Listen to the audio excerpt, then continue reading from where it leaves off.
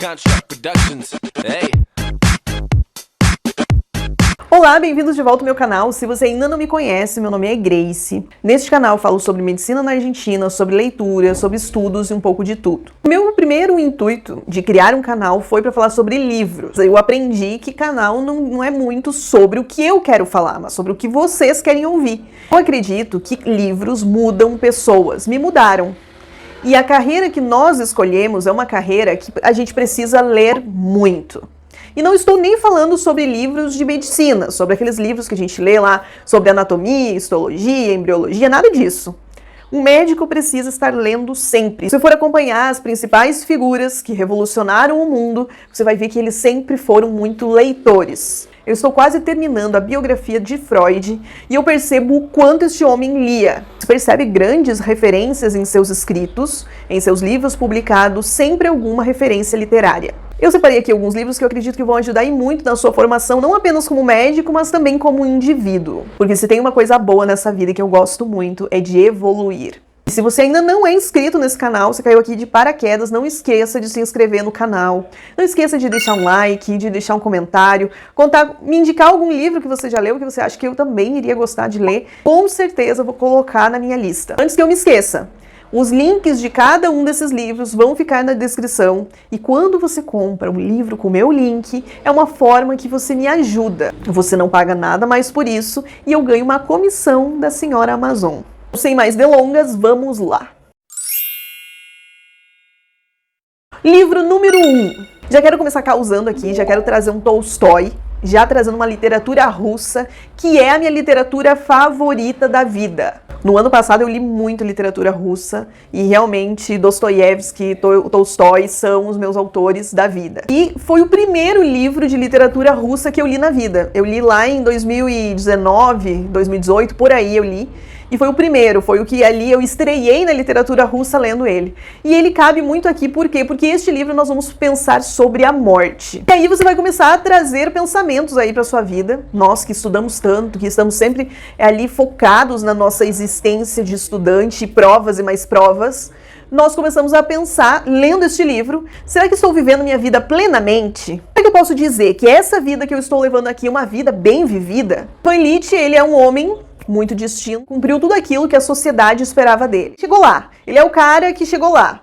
Um acontecimento que ele fica em um leito de morte e ele começa a recapitular as suas escolhas, como ele levou a sua vida. Vem toda a beleza dessa obra. Tolstói escreveu já no final da sua vida esta obra e tem muitos dos seus próprios pensamentos aqui, que é aquele momento que ele começa já a analisar a sua própria existência. Muito interessante, você não sai deste livro, você não fecha ele como se nada tivesse acontecido. Você começa a pensar.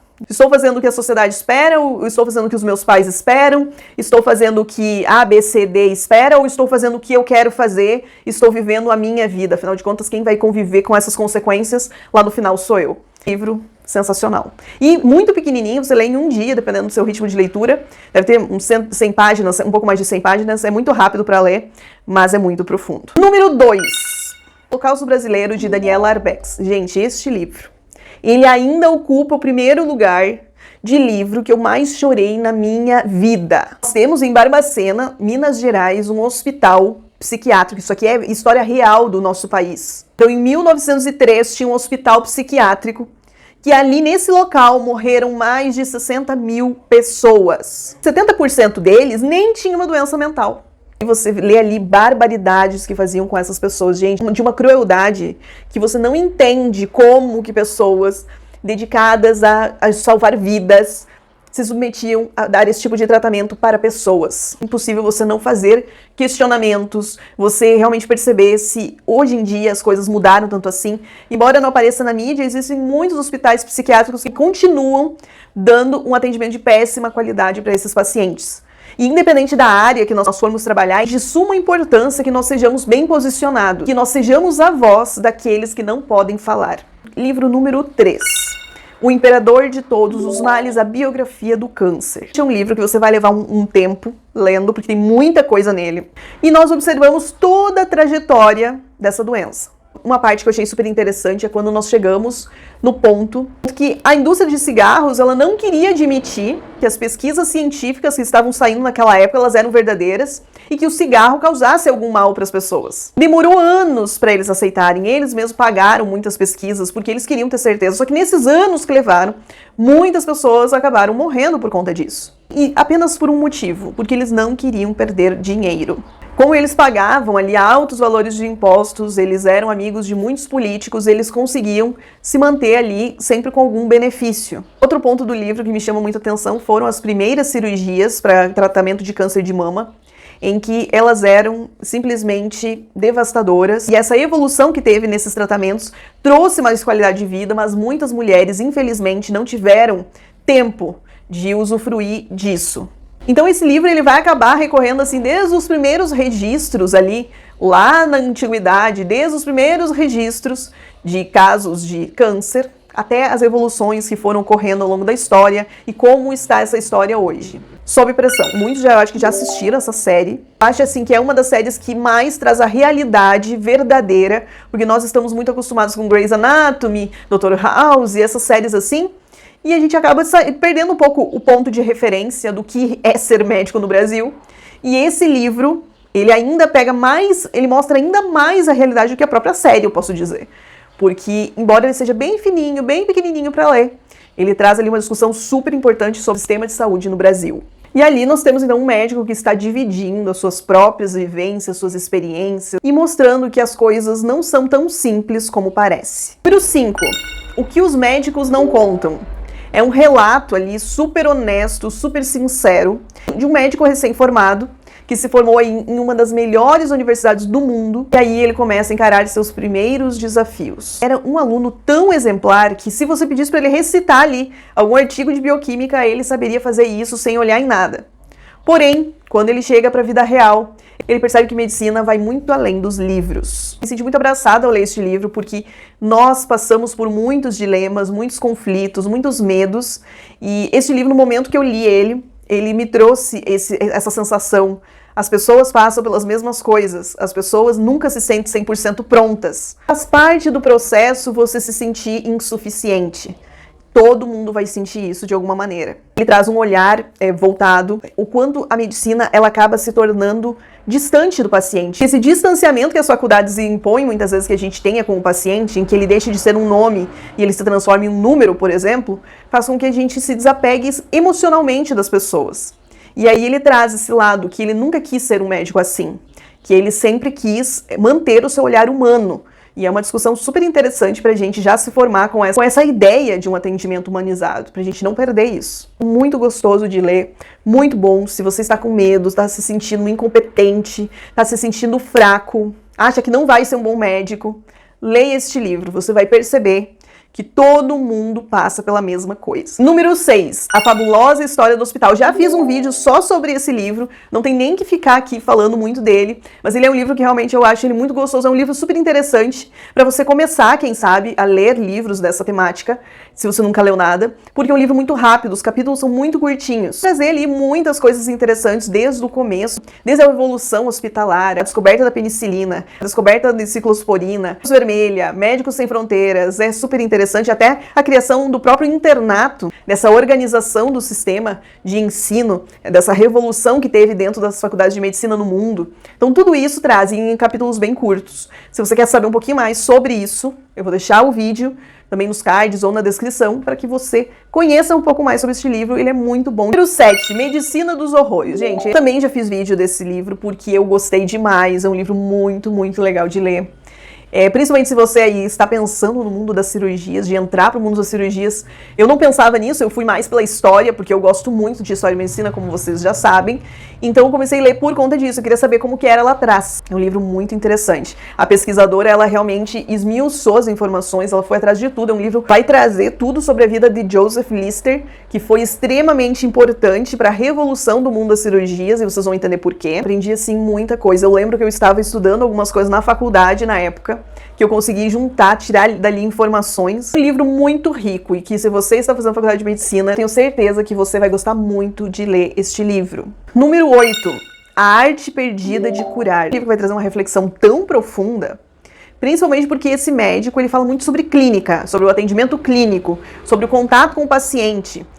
Traz ali muitas consultas que ele fazia, quais consultas, como ele fazia esses exames e tudo mais. Então, principalmente quem tá aí fazendo semiologia, às vezes vai gostar muito, muito deste livro. Ele me impactou muito quando eu li, porque eu nunca tinha pensado nisso dessa forma como esse médico colocou aí. Trazendo uma importante reflexão de como os exames complementários, como a tecnologia, ela acabou substituindo muitas vezes o próprio exame físico. Há muitos anos atrás, um médico ele era tão competente a ponto de, com o exame físico, ele já chegar a um diagnóstico. Hoje em dia se tornou tão frequente de você pedir os exames, pedir os estudos complementares, pedir um eletro, pedir uma eco, e a última coisa que você faz é examinar o paciente. As manobras semiológicas, elas estão ficando para trás. Eu lembro, inclusive, que eu passei uma situação assim com meu filho. Eles estavam muito vômito, muita diarreia. O médico fez algumas poucas perguntas, já começou a fazer a receita, já indicar os remédios, e eu perguntei, você não vai examinar meu filho? E ele colocou meu filho e foi fazer a palpação, foi fazer a auscultação. Então você percebe que já a nova geração já está saindo muitas vezes sem essa preocupação do exame físico.